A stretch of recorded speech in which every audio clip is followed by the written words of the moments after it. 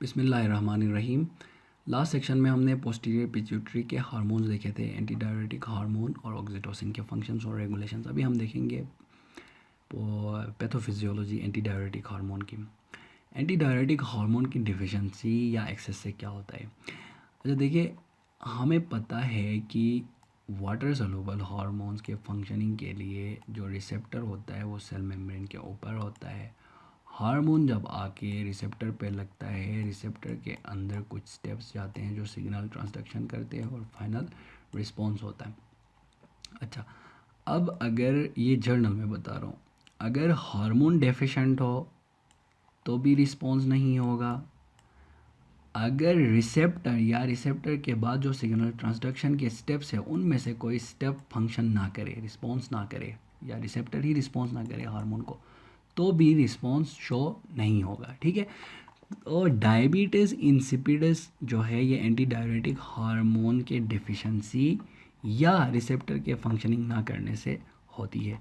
Diabetes कहते हैं fountain को, यानी आबशार को, यानी बार बार पेशेंट पी करेगा, यूरिनेट करेगा, पोली यूरिया होगा। ठीक है।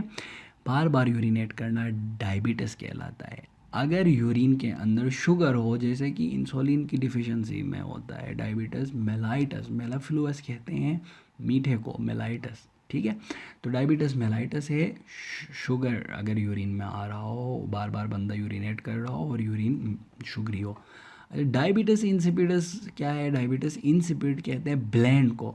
Diabetes insipidus anti diuretic hormone की डिफिशिएंसी या उसके रिसेप्टर के फंक्शन ना करने की वजह से बंदा क्या करेगा? बार बार यूरिनेट करेगा। एंटी डायरेटिक हार्मोन का फंक्शन क्या था? वाटर को रीएब्जॉर्ब करना। वाटर रीएब्जॉर्ब करेगा तो प्लाज्मा की ऑस्मोलरिटी क्या होगी? डिक्रीज होगी। यूरिन की ऑस्मोलरिटी क्या होगी? इंक्रीज होगी। यानी कंसनट्रेटेड यूरिन बना, यूरिन में वाटर को कम करना एंटी डायरेटिक हार्मोन का फंक्शन था। अगर एंटी डायरेटिक हार्मोन डेफिशिएंट हो, जैसे कि सेंट्रल डायबिटीज़ इंसिपिडस कहलाता है, अगर एंटी डायरेटिक हार्मोन की डिफिशिएंसी हो, तो एंटी डायरेटिक हार्मोन की डिफिशिएंसी में क्या होगा? वाटर की रीएब्जॉर्प्शन नहीं होगी, तो सीरम ऑस्मोलरिटी क्या होगा? बढ़ता जाएगा। यूरिन ऑस्मोलरिटी क्या होगा? कम होता जाएगा। ठीक है। यानी यूरिनेट करेगा बंदा बहुत ही ज़्यादा और वो हाइपो, वो क्या कहते हैं, हाइपो ऑस्मोलर होगा, उसकी ऑस्मोलरिटी कम होगी यूरिन की। ठीक है।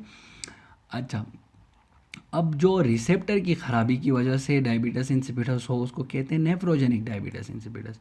एंटी डायरेटिक हार्मोन हाइपोथैलेमस से एबंडेंट क्वांटिटी में सिंथेसाइज होके आ रहा हो, लेकिन आपका रिसेप्टर या रिसेप्टर के डाउन जो स्टेप्स है उनमें से कोई फंक्शन ना करे और रिस्पॉन्स ना करे हार्मोन को, तो भी यहीं यूरिनेट ज़्यादा करेगा, वाटर की रीअब्जॉर्प्शन नहीं होगी।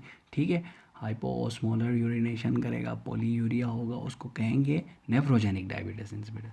सेंट्रल डायबिटीज़ इंसिपिडस में एंटी डायरेटिक हार्मोन की डिफिशिएंसी होती है, होता ही नहीं है। नेफ्रोजेनिक डायबिटीज़ इंसिपिडस में किडनी रिस्पॉन्ड नहीं करती एंटी डायरेटिक हार्मोन को। क्यों? क्योंकि रिसेप्टर्स या रिसेप्टर के डाउन जो सिग्नल ट्रांसडक्शन मैकेनिज्म के जो स्टेप्स हैं उनमें से कोई ही डिफेक्टिव है, उसमें प्रॉब्लम है, या रिसेप्टर डिफेक्टिव है या रिसेप्टर डाउन रेगुलेट हो गए हैं, रिस्पॉन्स नहीं कर रहे हैं वेसोप्रेसिन को, एंटी डायरेटिक हार्मोन को, तो डायबिटीज़ होगा, उसको हम कहेंगे नेफ्रोजेनिक डायबिटीज़ इंसिपिडस। ठीक है।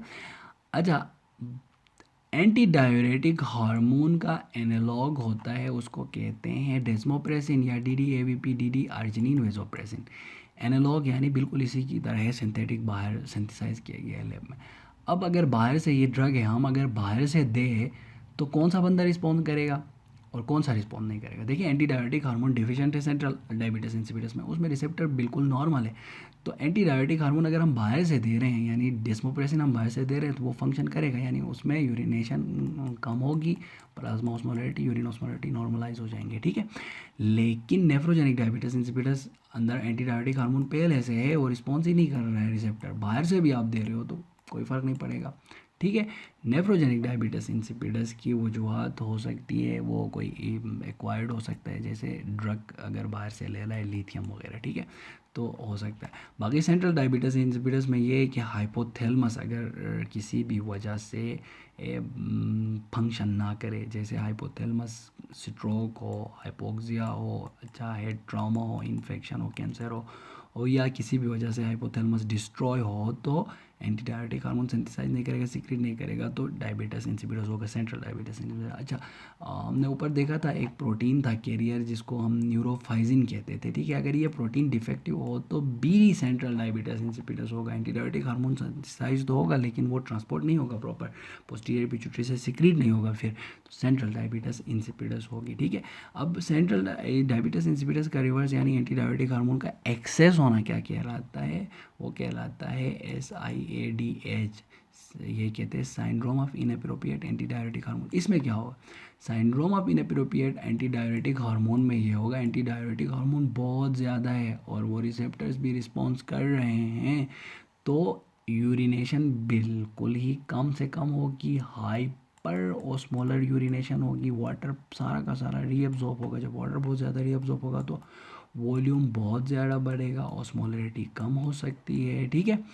तो वॉल्यूम जब बढ़ेगा तो क्या होगा, ब्लड प्रेशर बढ़ेगा, ब्लड प्रेशर बढ़ेगा तो क्या होगा, ब्लड प्रेशर बढ़ेगा, स्ट्रोक होगा और बहुत सारी प्रॉब्लम्स हो सकती है। तो ये थोड़ी सी पैथोफिजियोलॉजी इतनी काफ़ी है आपके लिए फिजियोलॉजी में कि डायबिटीज इंसिपिडस क्या है, सेंट्रल डायबिटीज इंसिपिडस क्या है, और नेफ्रोजेनिक डायबिटीज इंसिपिडस क्या है, और syndrome of inappropriate anti diabetic hormone क्या है। वैसे ये डिजीज़ बहुत ही रेयर है, ठीक है, ये बहुत कॉमन डिजीज़ नहीं है, रेयर है। तो ये हमारा कंप्लीट हो गया। अल्लाह हाफिज़।